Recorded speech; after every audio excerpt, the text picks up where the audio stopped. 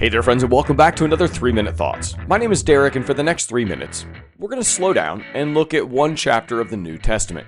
This morning, we're looking at chapter 27 of Matthew's Gospel. Matthew 27 brings the story to one of its darkest hours. We see Jesus being handed over to the Roman authorities. Pilate questions him and can't seem to find a clear reason to execute him, yet he still allows it to happen. A crowd is given choice: release Jesus or release Barabbas, a violent rebel who's been accused of and found guilty of committing a crime.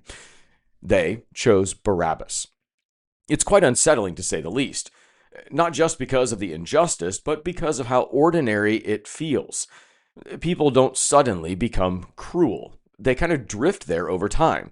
Fear, pressure, political calculation. Pilate even washes his hands, trying to distance himself from responsibility while still signing that order. And then comes the mocking.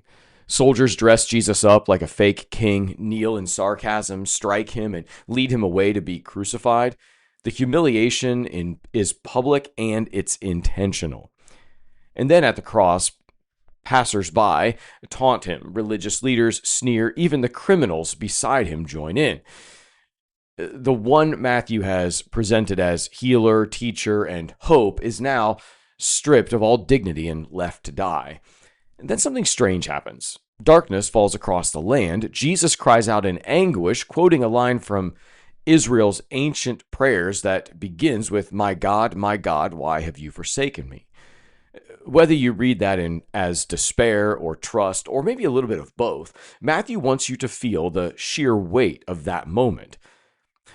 When Jesus dies, the earth shakes. The curtain in the temple tears from top to bottom, symbolizing that whatever separated humanity from God has been ripped open by God himself, because it's torn from the top.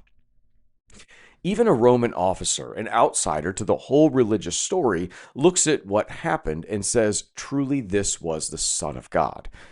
And quietly, courage shows up. Joseph of Arimathea steps forward to bury Jesus. Women who followed him from Galilee watch from a distance. The story doesn't end in triumph here, just grief, loyalty, and a sealed tomb guarded by soldiers. Matthew 27 doesn't rush past the suffering. It forces us to ask some questions, the questions that Pilate faced. What do we do with Jesus when following him costs us something? What do we do with Jesus when following him costs us everything?